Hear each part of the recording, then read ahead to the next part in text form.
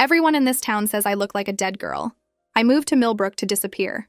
After the divorce, after losing the house, after everything fell apart in ways I couldn't explain to anyone, I wanted a place where nobody knew my name. 2 stoplights, 1 grocery store, rent I could actually afford. It seemed perfect. The landlord stared at me when I picked up my keys. "Have we met before?" I told him I'd never been to Millbrook in my life. He nodded slowly but kept glancing at me while I signed the lease, like he was trying to solve a puzzle he didn't have all the pieces to. By the end of my first week, I'd had the same interaction 15 times. The cashier at the grocery store said, "Oh, you're back," then got confused when I corrected her. The coffee shop owner's hand trembled when she gave me my change. A group of teenagers crossed the street to avoid me, one of them looking back with something like fear. It wasn't the recognition that unsettled me. It was the way people reacted to whoever they thought I was. I finally asked Carl, the hardware store owner, directly. He was in his 70s, more curious than afraid, and he studied my face for a long moment before speaking. "You really don't know who you look like?" When I said no, he shook his head. "Then it's not my place to tell you." That night, I called my mother, asked if we'd ever visited Millbrook. She'd never heard of it. But when I mentioned the town to my aunt, the line went quiet. "Why are you asking about Millbrook?" "I moved here." She hung up. When I called back, she wouldn't answer. Finally, a text. "Get out of that town. Today." I didn't leave. I should have. But something had taken root in me. The need to understand felt almost physical, like a splinter I couldn't stop touching. At the bank, the teller went pale when she saw me. She brought the manager, who asked for 2 forms of ID while glancing at something behind the counter. I caught a glimpse of it, a grainy photograph taped to the wall. A woman who looked exactly like me. "What is that?" I asked. She covered it quickly. "Security protocol." I went to the library. The archives were unavailable, but the librarian leaned close and whispered 2 words before walking away. February 2019. I searched online for hours. Every link was dead. Every article had been removed. Something had been erased from the internet, and I was walking around wearing its face. A week later, I came home to find my apartment door open. Nothing was missing, but things had been moved. My photo albums rearranged. My laptop opened. Someone was trying to figure out who I was. That made 2 of us. I started having dreams about a house I'd never seen. A room with yellow curtains, the smell of smoke. I'd wake up with my heart pounding, certain I'd forgotten something important. The line between what I knew and what I didn't know kept blurring. Then I found the grave. It was in the old cemetery on the edge of town. Fresh flowers on recently cleaned stone. The name had been scratched off, deliberately destroyed. Only the date remained. February 15th, 2019. Behind the headstone was a small photograph in a weatherproof frame. I picked it up and my whole body went cold. It was me. Exactly me. Same face, same eyes, same small scar above my left eyebrow from a fall when I was 7. But I was wearing clothes I'd never owned, standing in front of a house I'd never seen. I heard footsteps behind me. Half the town stood at the cemetery entrance. Carl stepped forward, his face unreadable. "We always knew you'd come back," he said. "That's not me." I held up the photograph, but my voice shook. "I've never been here before." "Her name was Eleanor Price," Carl said quietly. "She lived here for 3 years, kept to herself, seemed nice enough. Then one night in February, she set fire to the community center during the winter fundraiser. 14 people died. She disappeared before anyone could stop her. I couldn't breathe. I'm not her. I'm not Eleanor. We know." It was the librarian who spoke, stepping forward. "We've been watching you for weeks, checking your records, your history. You're not her. You just look exactly like her." "Then why?" "Because we needed to be sure." Carl's voice was tired, not threatening. "And because some people in this town will never believe it. They'll always see her face when they look at you." The crowd began to disperse one by one, until only Carl remained. "You should leave," he said. "Not because we'll hurt you, but because this town will never let you be anyone but her ghost. You'll spend the rest of your life being someone else's nightmare." I left Millbrook the next morning. I didn't look back. But sometimes I still dream about that house with the yellow curtains. Sometimes I wake up and don't recognize my own reflection for just a moment. And sometimes I wonder if identity is something we're born with, or something that gets assigned to us by the people who need us to be a certain thing. I wonder if Eleanor Price, whoever she really was, ever felt the same way. I wonder if that's why she burned it all down. I drive for 6 hours straight, putting highway miles between me and Millbrook until the town feels like something I imagined. My hands won't stop shaking on the steering wheel. Every time I glance in the rearview mirror, I expect to see Carl's tired face or the cemetery crowd following me. The words keep repeating in my head. 14 people died. She set fire to the community center. I pull over twice because my vision blurs and I can't focus on the road. The second time, I sit in a gas station parking lot for 20 minutes while my heart pounds and my breath comes too fast. A woman pumping gas at the next pump stares at me through my window. I start the car and drive again.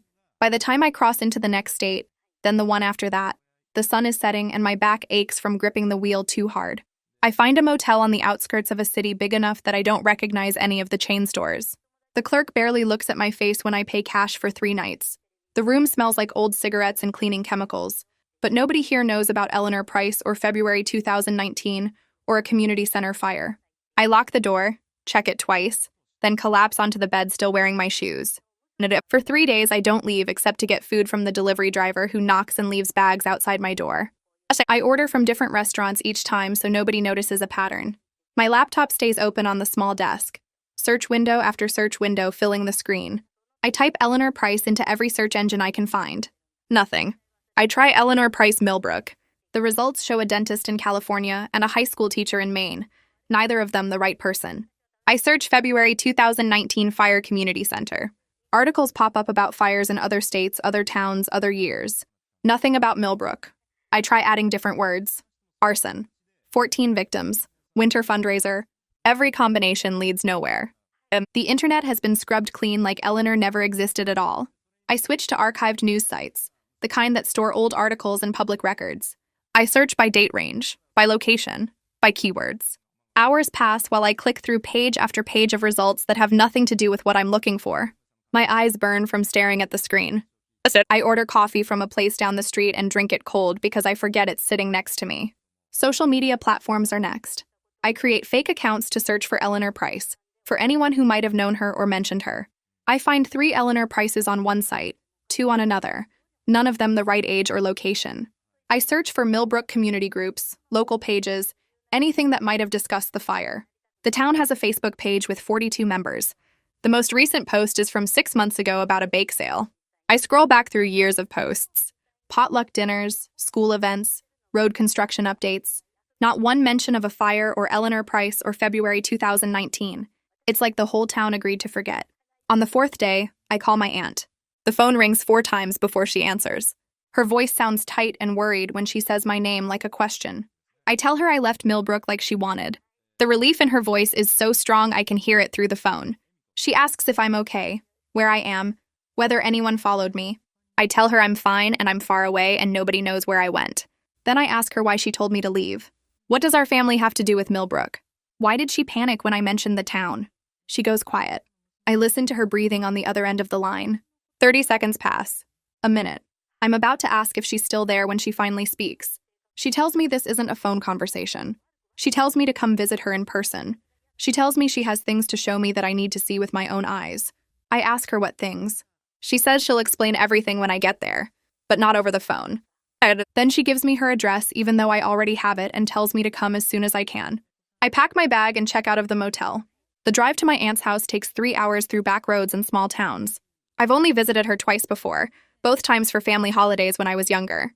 She lives in a ranch house with a neat lawn and flower beds along the front walk. I park in her driveway and sit in the car for a moment, trying to prepare myself for whatever she's going to tell me. When I finally walk up to the front door and knock, she opens it immediately like she was watching for me. Her face goes pale when she sees me. She stares at me the same way the people in Millbrook stared, like I'm someone else wearing a mask. She reaches out and touches my cheek with trembling fingers. Then she pulls me inside and locks the door behind us. She leads me to the kitchen without saying anything. Her hands shake while she fills the kettle and puts it on the stove. I sit at the kitchen table and that's when I notice the newspaper clippings. They're spread across the whole surface, dozens of them, some yellow with age and others more recent. I lean closer and see dates from the 1970s, headlines about Millbrook, photographs of people I don't recognize. My aunt sets 2 mugs on the counter and turns to face me. She looks older than I remember, or maybe just tired. She tells me she needs to explain something about our family history, something she discovered last year that she's been trying to understand ever since. She sits down across from me and starts talking. Last year, she got interested in genealogy, one of those DNA testing kits that shows you your family tree. She started researching our grandmother's side of the family, looking through old records and census data.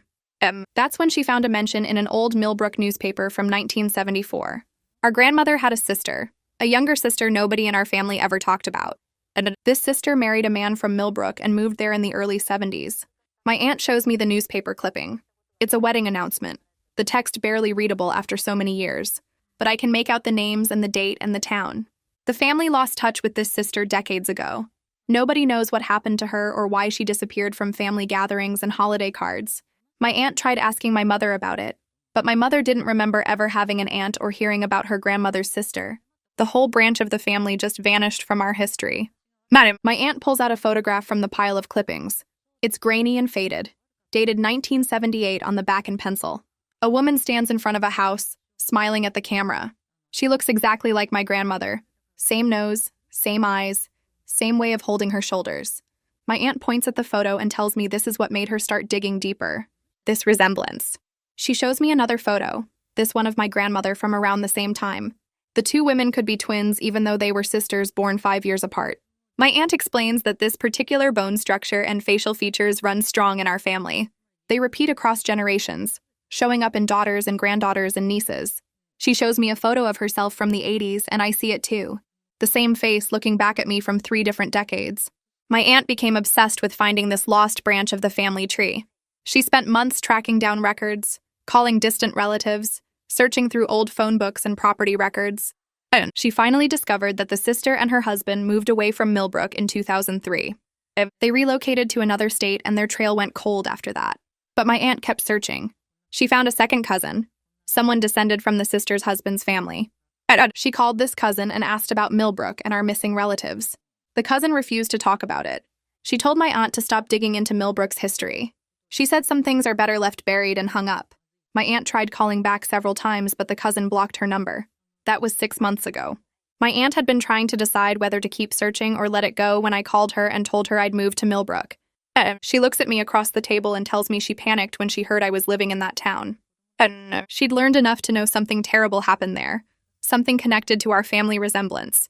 She didn't know the specific details about Eleanor or the fire or any of it. She just knew that Millbrook had a dark history, and that a face like ours was somehow part of it. That's why she told me to leave. That's why she hung up and texted me to get out immediately. She was afraid of what might happen to me in a town that had bad memories attached to a face I inherited through no fault of my own. I pull out my phone and scroll to the photograph I took at Eleanor's grave.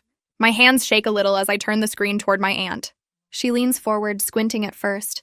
Then her face goes completely white. She sets down her teacup and it rattles against the saucer. Her hand moves to her mouth and she stares at the image for what feels like a full minute without speaking. Finally, she reaches for her own phone and starts scrolling through old files with fingers that won't quite cooperate. She finds something and shows me a blurry screenshot, barely visible, dated from 6 months ago. It's Eleanor, standing in front of what looks like a post office. The image quality terrible, like it was zoomed in from far away. My aunt tells me she found this one photo online before everything got scrubbed, saved it because she couldn't believe what she was seeing. The resemblance isn't just strong, she says quietly. It's impossible to explain in any rational way. We look exactly the same, down to details that shouldn't repeat across unrelated people. She spreads her genealogy research across the table, and we spend the next 4 hours going through everything. Birth certificates, census records, marriage licenses, death certificates, immigration papers from 3 generations back. My aunt has been thorough, tracking every branch of our family tree with dates and locations and sources. But there's nothing connecting us to Eleanor Price. No shared ancestors, no adoptions that might explain it, no family members who moved to Millbrook or had any connection to that area. Eleanor's documented history starts when she arrived in Millbrook 6 years ago, 3 years before the fire. Before that, she's a complete blank. My aunt shows me where she tried to trace Eleanor backward through property records and employment history, but hit a wall at 2016. It's like Eleanor appeared out of nowhere, already an adult, already using that name, with no past anyone can find. My aunt sits back and rubs her eyes. She suggests maybe Eleanor was from our extended family somehow, a distant branch nobody kept in touch with. Maybe she was adopted out or estranged, cut off from family gatherings and holiday cards decades ago, which would explain why nobody recognizes her name even if the genetic resemblance stayed strong. It makes sense in a way, she says, because these facial features run so powerfully through our bloodline. But even as she's saying it, I can see she doesn't quite believe it either. Because it doesn't explain why Eleanor chose Millbrook specifically if she had family connections there. And it definitely doesn't explain what drove her to pour accelerant around the exits of a community center and trap 14 people inside to burn to death. My aunt's voice drops when she says this last part, like speaking it quieter will make it less horrible. I leave around sunset with a thick folder of copied documents tucked under my arm. My aunt walks me to my car and hugs me longer than usual, tells me to be careful, tells me to call her if I need anything. I can see the worry in her face, the same worry that made her hang up and text me to leave Millbrook immediately. She's afraid I'm going to disappear into this mystery the same way Eleanor disappeared into whatever darkness was chasing her. But I can't let it go. If Eleanor looked exactly like me, if we share this face that people in Millbrook will never forget, then understanding her is the only way I'll ever understand why this happened to me. Maybe it won't change anything, but I need to know who she was and what broke inside her. I drive for 2 hours to a city I've never visited before, one far enough from Millbrook that nobody will recognize me or connect me to Eleanor's crimes. The public library is old and quiet, the kind with high ceilings and wooden card catalogs still mounted on the walls, even though everything's digital now. I approach the reference desk and ask about interlibrary loans for newspaper archives from surrounding counties. The librarian, an older man with reading glasses on a chain, explains the process without asking why I need them. I fill out request forms for papers from 3 different towns near Millbrook, all dated February and March 2019. Millbrook might have erased their own records, but a mass casualty event would have made front-page news in every nearby community. The librarian tells me it'll take a few weeks for the microfilm to arrive from storage facilities and other libraries. I thank him and leave my contact information, then spend the rest of the afternoon in my car trying to figure out what to do with myself while I wait. 3 weeks feel like 3 months. I find a cheap apartment in the same city as the library, get a temporary job doing data entry remotely so I can pay rent. Every few days, I call the library to check if the newspapers have arrived yet. Finally, on a Tuesday morning, the librarian calls me back and tells me the microfilm reels are ready. I'm there within an hour. He sets me up at one of the old microfilm readers in a quiet corner, shows me how to thread the film and adjust the focus. Then he leaves me alone with stacks of archived newspapers from February 2019. I scroll through edition after edition. Local news about school board meetings and high school basketball games. Obituaries for people who died peacefully in their sleep. Then I find it. February 17th, 2019, 2 days after the fire. The headline takes up half the front page. 14 dead in Millbrook Community Center arson. There's a photograph of the building, or what's left of it, just a burned shell with collapsed roof beams and smoke damage blackening the walls. Fire trucks surround it, firefighters still hosing down hot spots. The article describes how the fire started around 8 p.m. on Friday night, February 15th, during the annual winter fundraiser. The community center was packed with families, maybe 150 people total, kids running around while their parents bid on silent auction items and ate donated food. Someone poured accelerant around the main exits and set it on fire. The doors became walls of flame within minutes. People tried to escape through windows, but some of them were locked or blocked. Investigators determined it was deliberate arson with clear intent to trap people inside.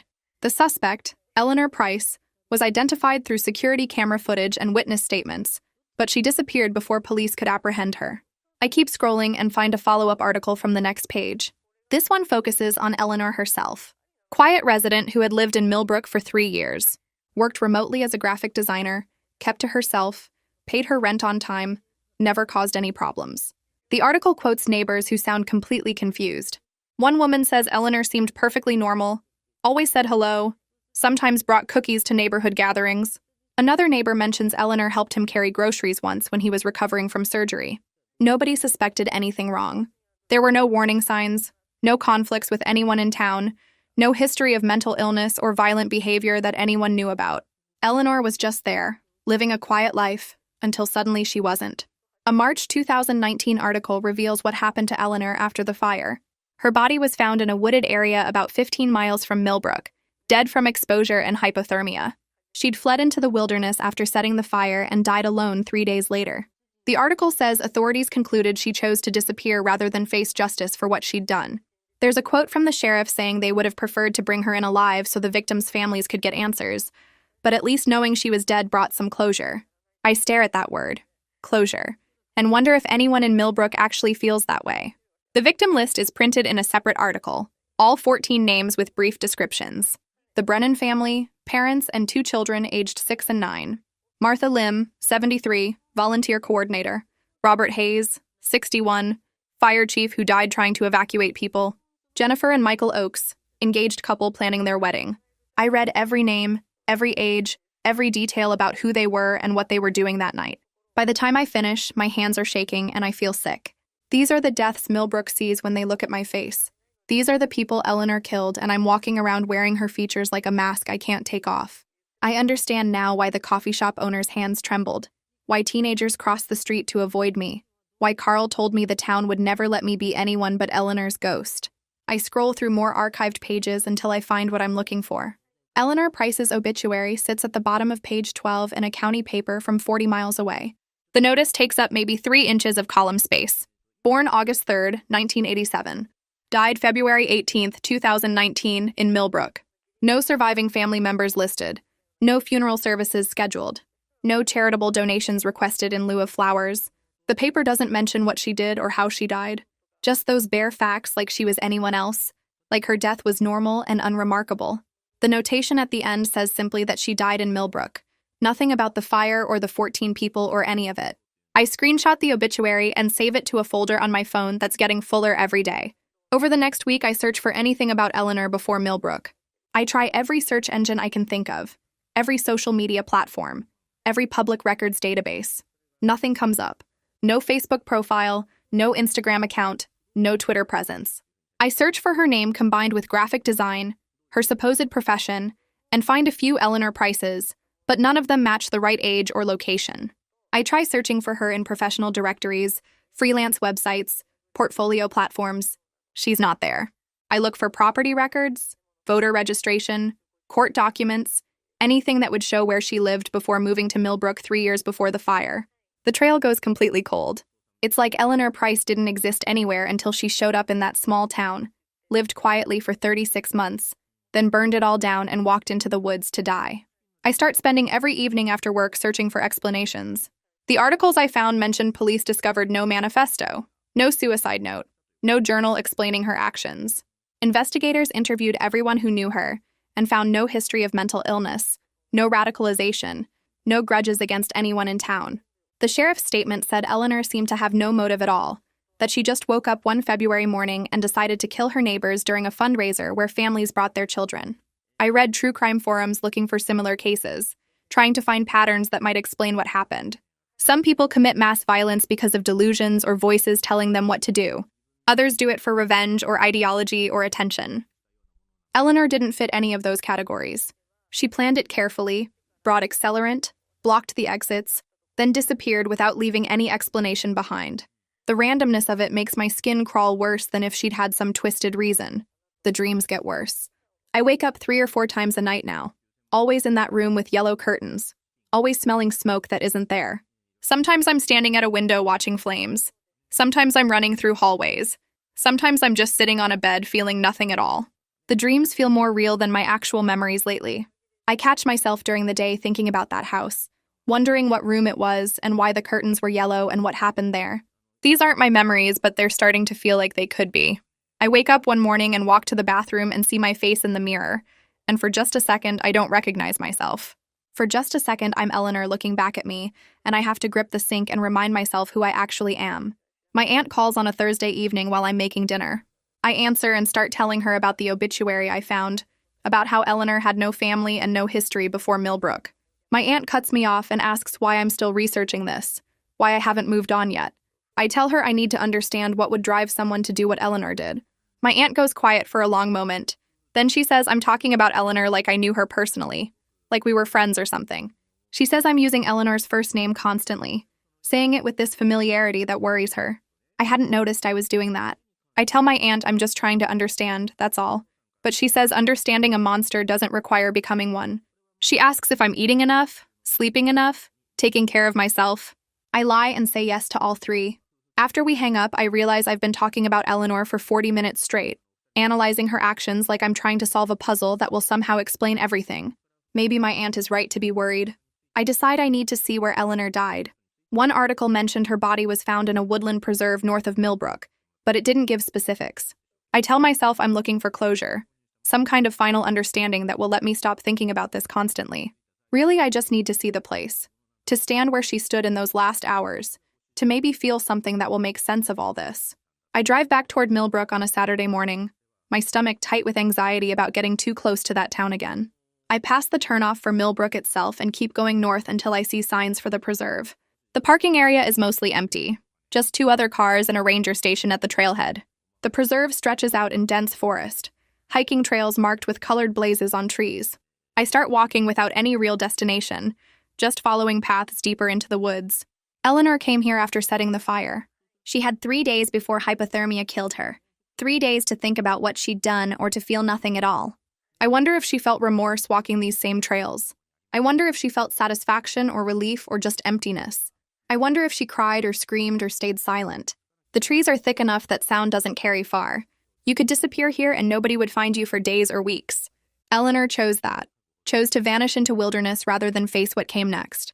I've been walking for maybe 2 hours when a park ranger comes down the trail toward me.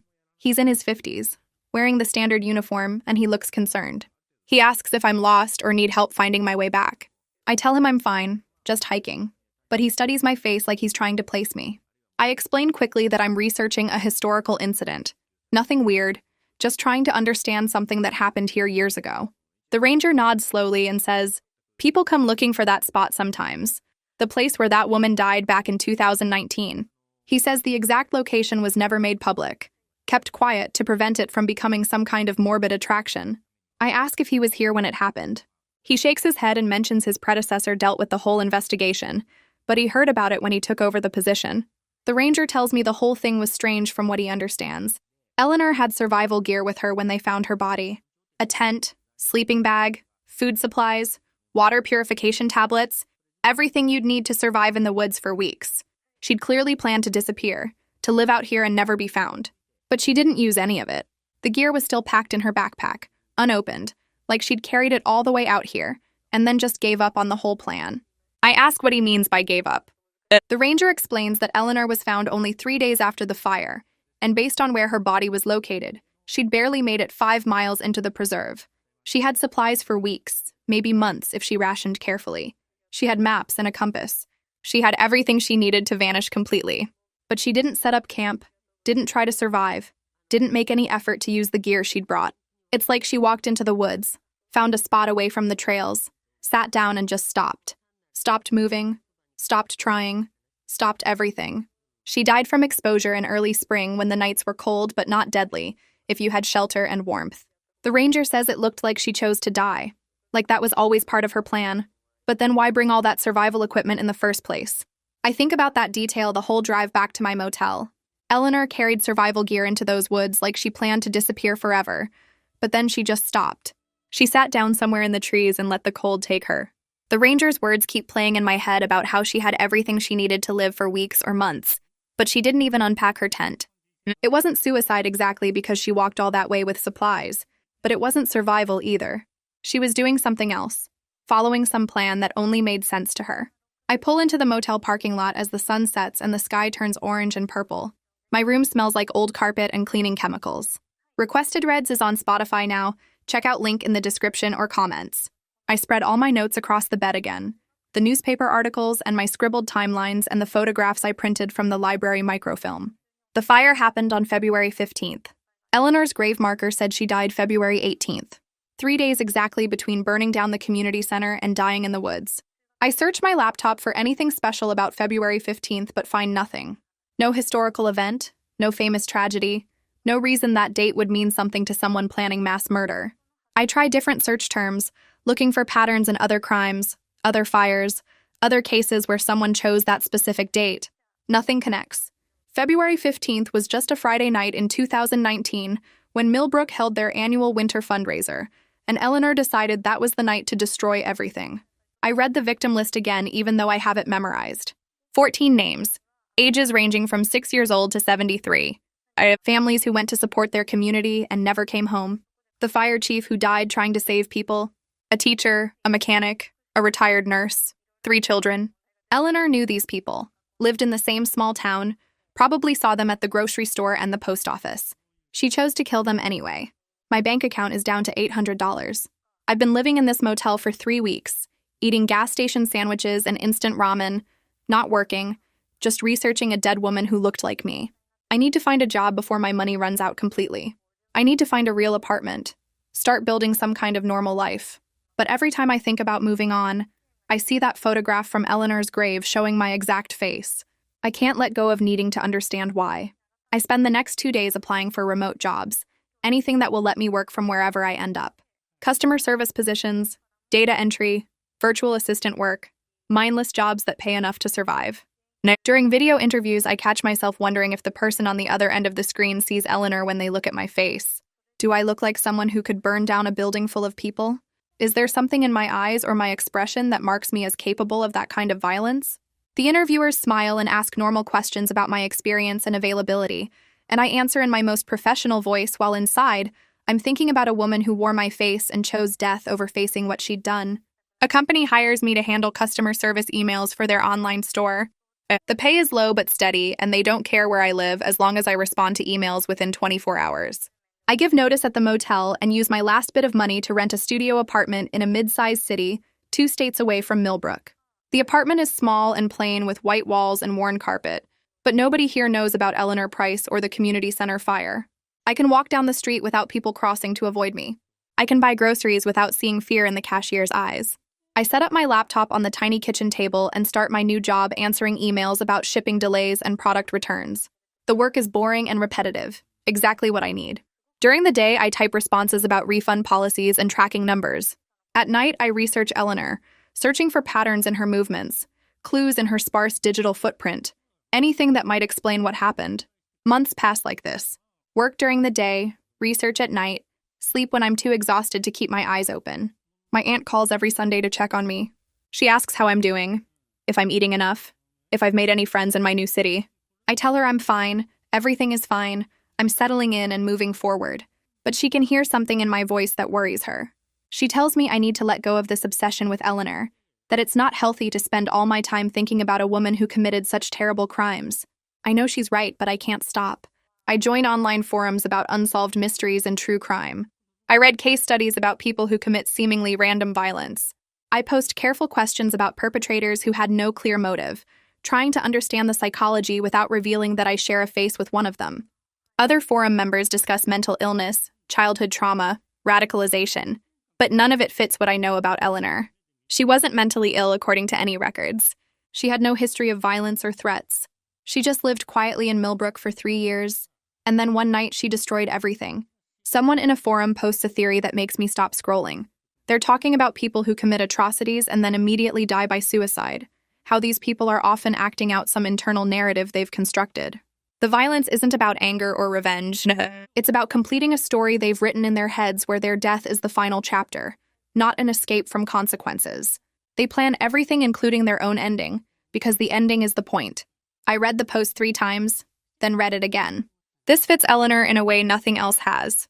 She didn't run into the woods to survive. She ran to complete her story. The fire was Act 1, and her death 3 days later was the planned conclusion. She carried survival gear because that's what someone fleeing into the wilderness would carry, but she never intended to use it. She walked into those trees knowing she would die there. That dying was part of whatever narrative she was living out. The 3 days between the fire and her death weren't about hiding or escaping. They were about existing in some in-between space, some liminal state where she'd completed her terrible act, but hadn't yet reached her planned ending. I start looking into Eleanor's work history because the article said she was a graphic designer. I search for any business websites or portfolios she might have had, anything that could show what kind of person she was before everything happened.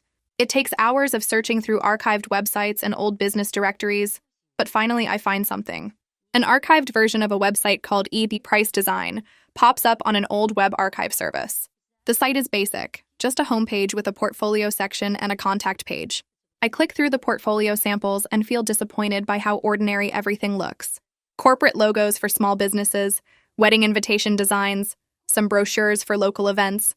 The work is good enough, professional, but there's nothing personal about it. No style that feels unique to Eleanor, no passion projects or creative experiments. It's like she was just going through the motions, doing work that paid bills without putting any real piece of herself into it.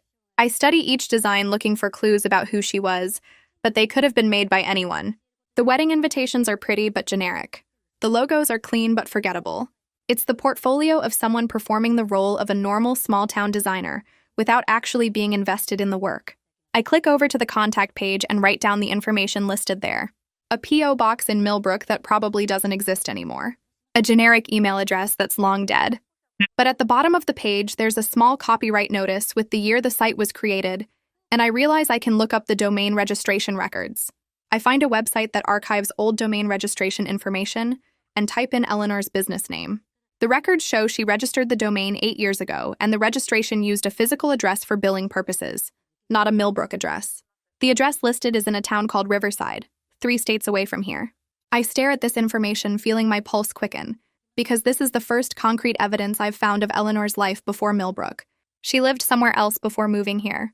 I search property records for Riverside and find that Eleanor rented an apartment there for 2 years before moving to Millbrook. The apartment was in a small complex on the edge of town. Nothing fancy, just a basic 1-bedroom unit. I keep digging and find that before Riverside, Eleanor had another rental address in a different state, a town called Greenfield. I spend the rest of the night tracing Eleanor's address history backward through rental records and old utility bills I can find in public databases. She moved every 2 to 3 years like clockwork. Always to small towns nobody had heard of. Always keeping a low profile with no social media presence or community involvement. Riverside for 2 years, then Millbrook for 3. Before Riverside was Greenfield for 2 years. Before that was a town called Ashton for almost 3 years. I map out all the locations, and they're scattered across the country with no pattern I can see, no connection between the places except that they're all small and quiet. It's like Eleanor was running from something or searching for something, moving from place to place trying to find whatever she needed or escape whatever was chasing her.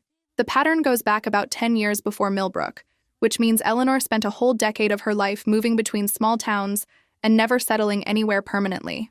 I try to find anything from before that earliest address in Ashton 12 years ago, but there's nothing. No college records with her name, no childhood home address, no family connections I can trace. Eleanor Price seems to appear in official records starting 12 years ago when she was in her late 20s, and before that she's just gone. It's like she didn't exist before Ashton, or she existed under a different name. I lean back from my laptop feeling exhausted and confused. The fire in Millbrook wasn't random violence from a disturbed person. Eleanor had been running from something for years, moving every few years like she was trying to stay ahead of something. Whatever she was running from finally caught up with her in Millbrook, and that's when she burned it all down. The fire was the end point of whatever had been chasing her through all those towns and years. I know I need help to dig any deeper into Eleanor's past. I can't access birth records or sealed documents on my own. I search online for private investigators and find one who handles background checks and historical research. I call the number even though it's late, and a man answers sounding tired but professional. I explain that I need help researching someone's background from before they started using a particular name, and there's a long pause. He asks why I need this information, and I tell him a version of the truth, that I'm trying to understand someone who committed a crime, and I need to know their history. He's skeptical, but agrees to take the case after I explain what I've already found and what I'm looking for. The fee is more than I can really afford right now, but I give him my credit card information anyway, because I need to understand this. I send him all the information I've gathered about Eleanor's addresses and timeline. He says he'll search for birth records, school records, anything that might exist from before Eleanor started her pattern of moving. He warns me it might take several weeks and he might not find anything at all if Eleanor was using an assumed name. I tell him to search anyway because I need to know. The weeks that follow are hard. I go to work during the day typing responses to customer service emails, but my mind is always on Eleanor and what the investigator might find. I check my email obsessively, waiting for updates. My aunt calls every few days asking how I'm doing, and I can hear the worry in her voice when I tell her I'm still researching Eleanor's background. She thinks I'm getting too deep into this, that I'm losing myself in someone else's story. Maybe she's right, but I can't stop now. 6 weeks after I hired him, the investigator finally emails me his report. I open the attachment with shaking hands and read through his findings. There's almost nothing. Eleanor Price appears in official records starting 12 years ago, when she applied for a driver's license in Ashton using that name. Before that, nothing. No birth certificate under that name, no school records, no previous addresses. The investigator writes that Eleanor Price is most likely an assumed identity, that the woman I know as Eleanor was probably using a different name before Ashton. He suggests several possibilities for why someone would change their identity. Witness protection programs sometimes relocate people with new identities. People fleeing abusive relationships sometimes take new names to hide from their abusers. People with criminal pasts sometimes try to disappear and start over. Any of these could explain why Eleanor changed her name and started moving between small towns, and any of them could also explain why she eventually had a breakdown and committed such terrible violence. But there's no way to verify which scenario is true without cooperation from official agencies, and they won't help with a case this old involving someone who's already dead. I read the report 3 times looking for anything I might have missed, but the investigator was thorough. Eleanor's past before Ashton is completely gone, erased or hidden so well that even a professional can't find it. I pay the investigator's final invoice and close my laptop feeling defeated. I'm right back where I started with more questions than answers. The only thing I know for certain is that Eleanor Price spent years running from something, ended up in Millbrook wearing my face, and then destroyed herself along with 14 innocent people for reasons I'll probably never understand.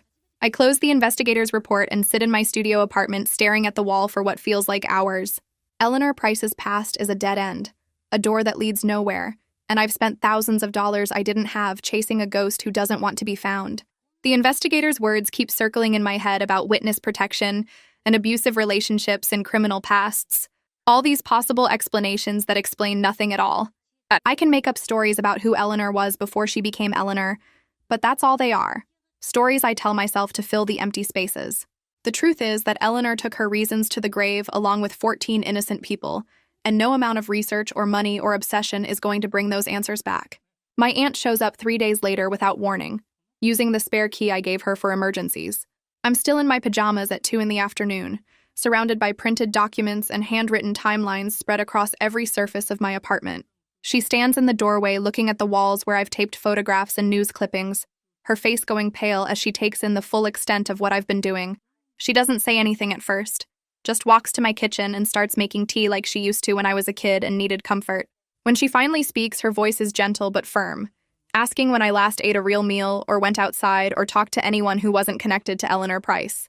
I tell her I ate yesterday, though I can't actually remember what, and she gives me a look that says she knows I'm lying. She sits down on my couch, the only furniture not covered in research materials, and pats the cushion next to her. She tells me I look terrible, that I've lost weight I couldn't afford to lose, that my skin is pale and my eyes have dark circles like I haven't slept properly in weeks. She's right. I know she's right.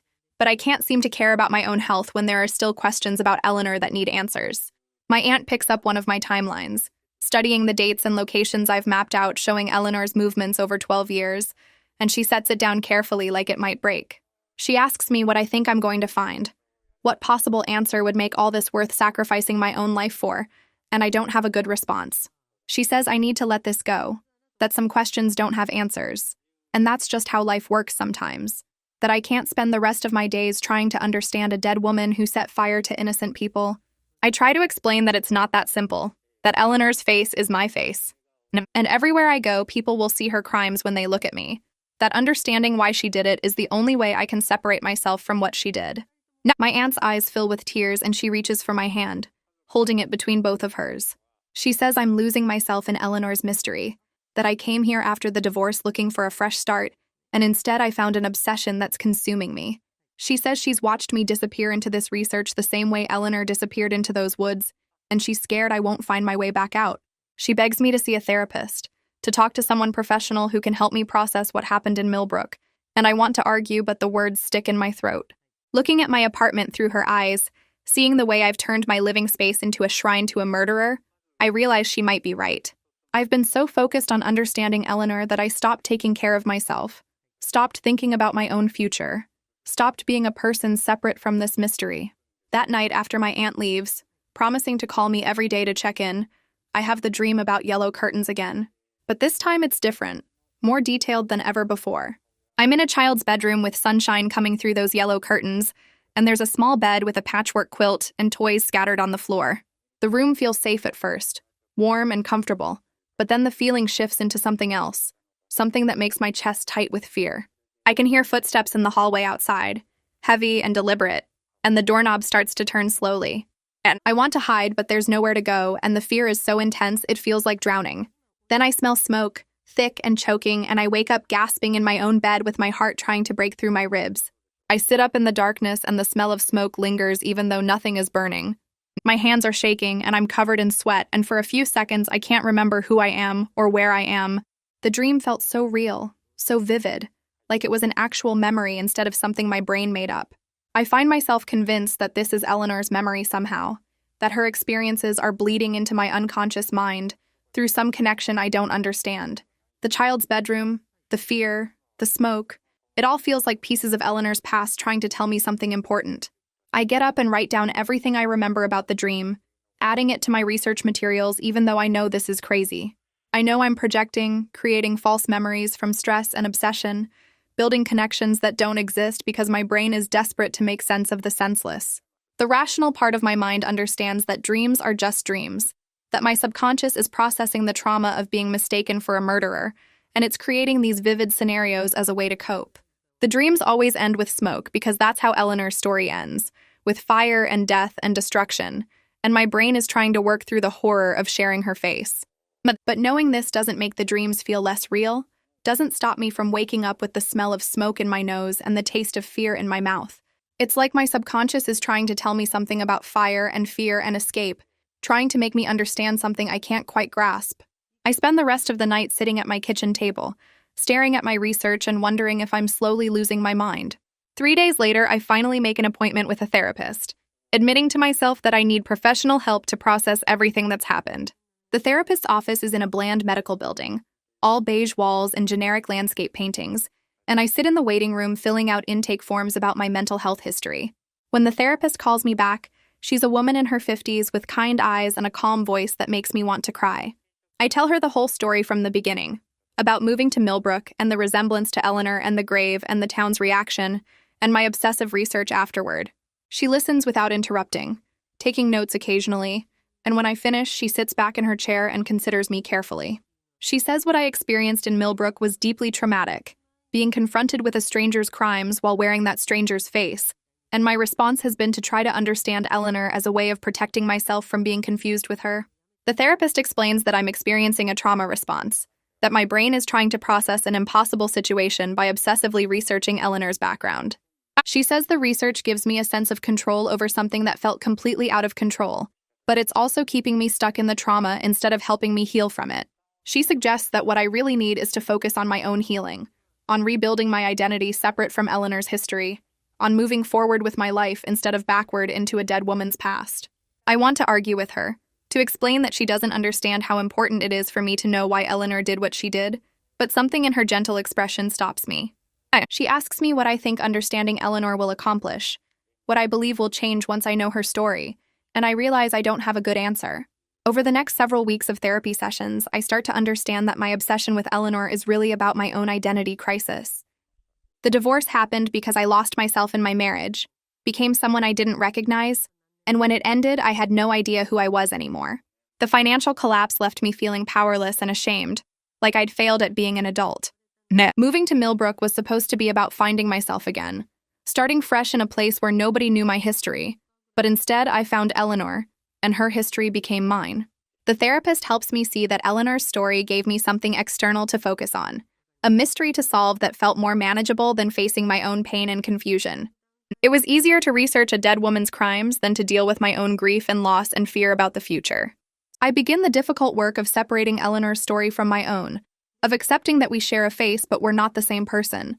The therapist gives me exercises to practice, ways of redirecting my thoughts when they spiral toward Eleanor, techniques for grounding myself in my own identity instead of hers.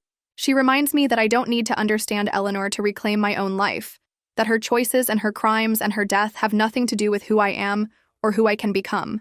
It's hard work, harder than any research I did, because it requires me to sit with uncomfortable feelings instead of distracting myself with investigation. I have to feel the grief about my divorce, the shame about my financial situation, the fear about building a new life, all the emotions I was avoiding by focusing on Eleanor. My therapist helps me see that some mysteries are truly unsolvable, and that's okay, that not every question has an answer, and I can learn to live with uncertainty.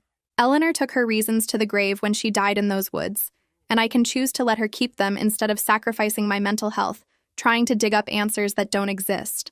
She asks me what I would do with my time and energy if I wasn't researching Eleanor, what kind of life I want to build for myself, and I realize I haven't thought about my own future in months. I've been so consumed with Eleanor's past that I forgot I have a present and a future that belong to me alone.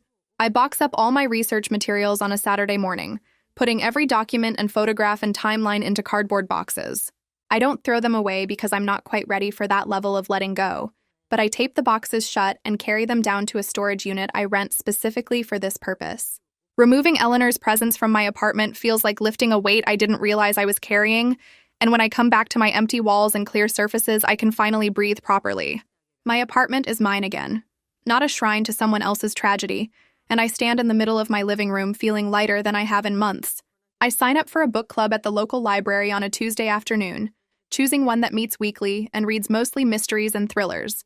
The first meeting I attend, nobody stares or whispers or crosses to the other side of the room. They just hand me a copy of the current book and ask if I want coffee.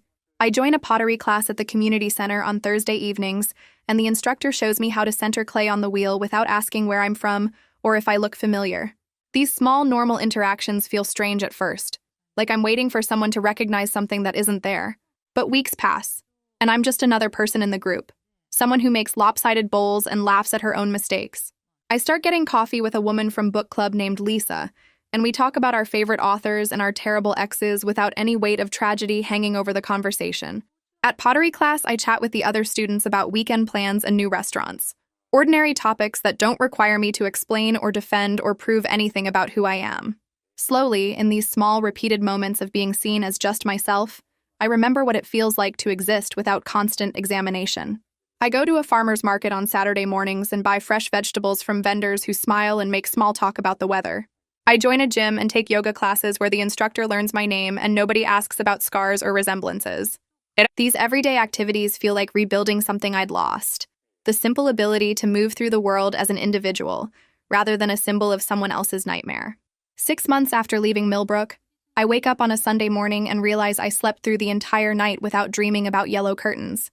The dreams still come sometimes, usually when I'm stressed or overtired. But they're less frequent now, and I've learned to recognize them for what they are. My therapist helped me understand that my brain was processing the trauma of being mistaken for a murderer, not receiving mystical messages from Eleanor's ghost. When I do dream about smoke and fire, I can wake up and remind myself that these are my fears and anxieties taking shape, not some supernatural connection to a dead woman. I keep a journal by my bed and write down the dreams when they happen, and over time I notice they're getting shorter and less vivid. The house with yellow curtains appears less detailed now, more like a vague impression than a specific memory. My therapist says this is progress, that my mind is slowly releasing the grip of that traumatic period in Millbrook. I still have bad days where the dreams feel more real, or where I catch my reflection and feel a moment of disconnection. But those moments are becoming rare exceptions rather than my daily reality, and I'm learning to be patient with myself when they happen.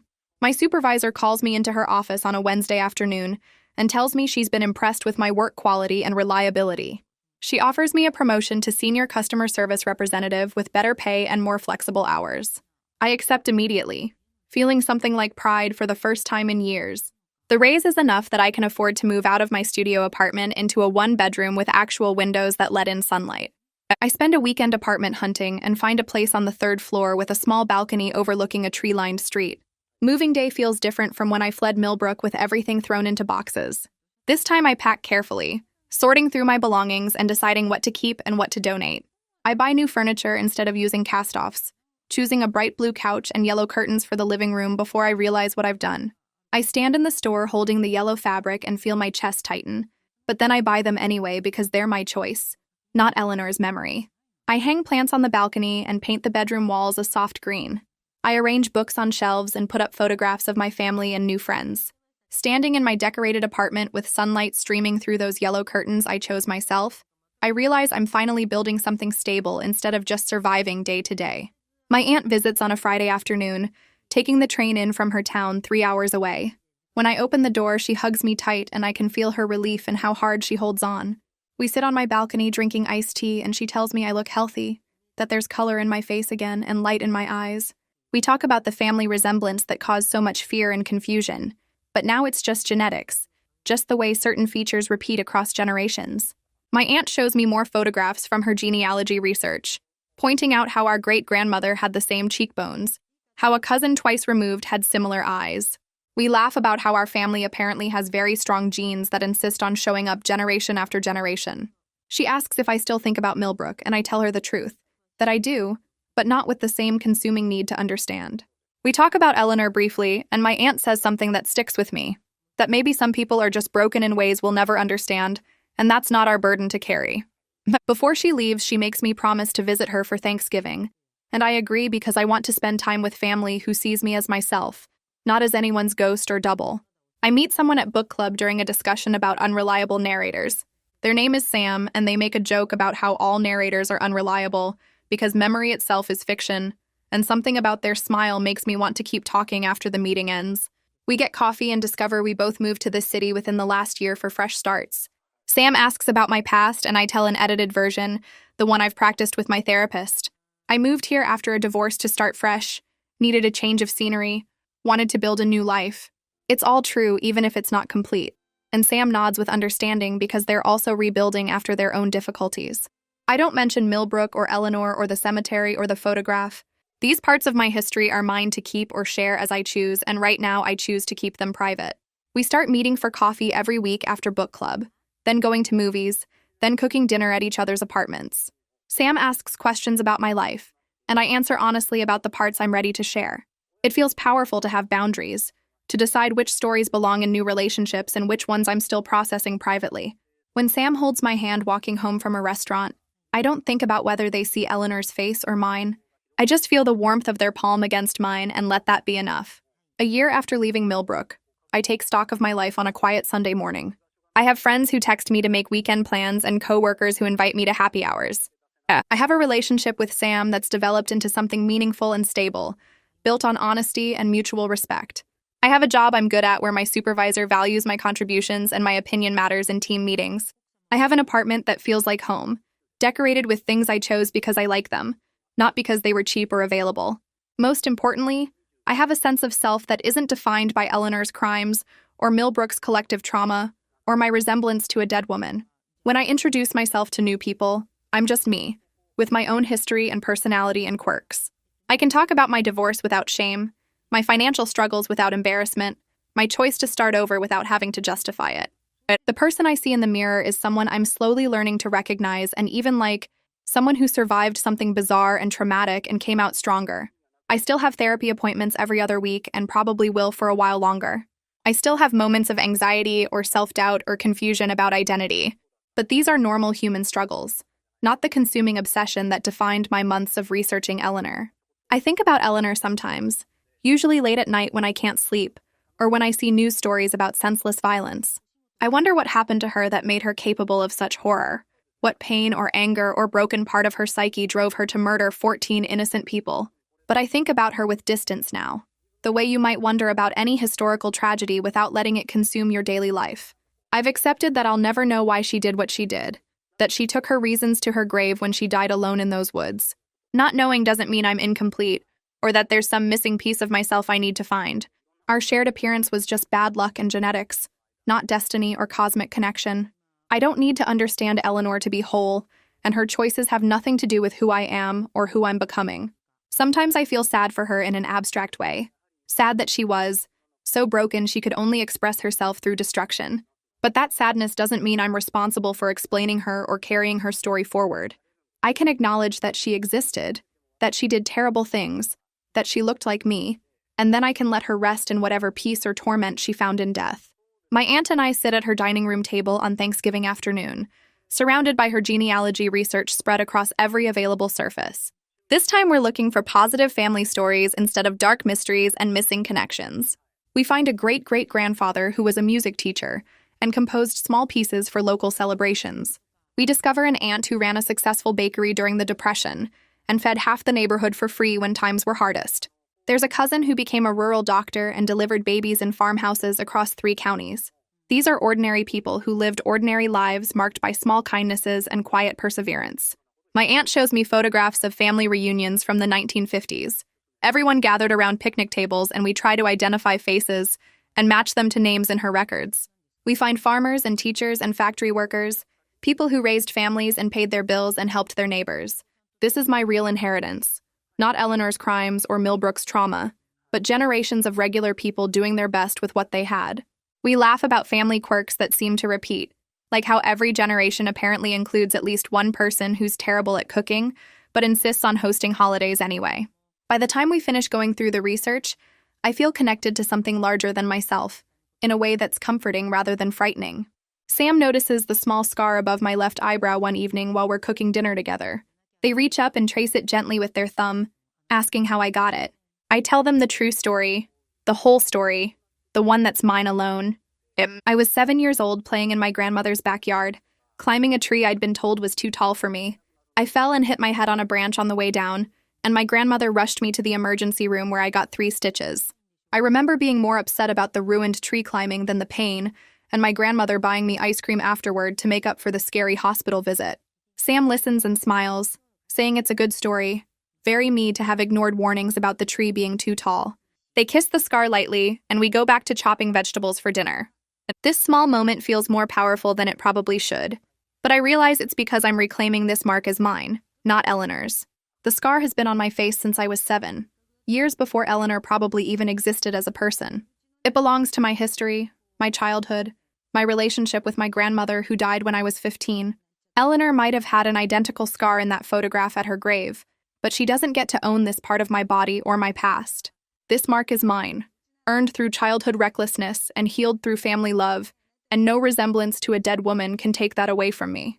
I'm folding laundry on a Saturday afternoon when the thought comes to me fully formed and clear. Identity isn't something that gets assigned to us by others or inherited through appearance or determined by genetics and bone structure. No, it's built through choices and relationships and the daily work of being ourselves, through the small decisions we make about who to be kind to and what work to do and how to spend our limited time. I've spent this past year actively building an identity that's authentic and mine, constructed from therapy sessions and book club meetings and pottery classes and conversations with Sam. Every time I chose to get out of bed during the hard months, every time I went to therapy instead of hiding in my apartment, every time I introduced myself to someone new despite my fear, I was building who I am. The person I've become isn't defined by my divorce or my financial struggles or my resemblance to Eleanor Price. I'm defined by how I responded to those challenges, by my choice to keep trying even when it was easier to give up, by my willingness to be vulnerable enough to make new friends and start a new relationship. Eleanor and I might have shared a face, but we're completely different people because we made completely different choices about how to exist in the world. She chose destruction, and I'm choosing construction, building a life piece by piece from the rubble of my worst year. I think about Eleanor sometimes when I'm cooking dinner or folding laundry or doing any of the small tasks that make up a normal life. I wonder if she ever had moments like these, peaceful and ordinary, before whatever happened to her turned her into someone who could destroy so many lives. Maybe somewhere in her past, she lost the ability to build her own identity the way I'm building mine now, piece by piece through choices and relationships and the daily work of being a person. Maybe that's what led to her destruction, that loss of self that made violence seem like the only way to be seen or remembered or to matter at all. But I've learned something important through therapy and time and the hard work of healing. Empathy doesn't require understanding every detail of someone's story. And I can feel sad for Eleanor without needing to know exactly what broke inside her or why she made the choices she made. I can acknowledge that she was a person who suffered in some way, while also knowing that her suffering doesn't excuse what she did to those 14 people and their families. These two truths can exist together without contradiction, and accepting that has helped me let go of the obsession that almost consumed me. I look in the mirror now and see myself, not Eleanor's ghost staring back at me. The resemblance is still there, obviously, the same bone structure and features that caused so much trouble in Millbrook, but it doesn't define me anymore. When I think about that town, it's with the distant sadness you feel for any tragedy, the way you might read about a disaster in the news and feel genuine sorrow for the victims while knowing it's not your burden to carry. The consuming obsession that once defined my days has faded into something manageable, a story I can tell about a strange and difficult time in my life without it pulling me under. I'm happy now in a way that feels earned and real, built through therapy sessions and hard conversations, and the choice to keep trying even when it was easier to give up.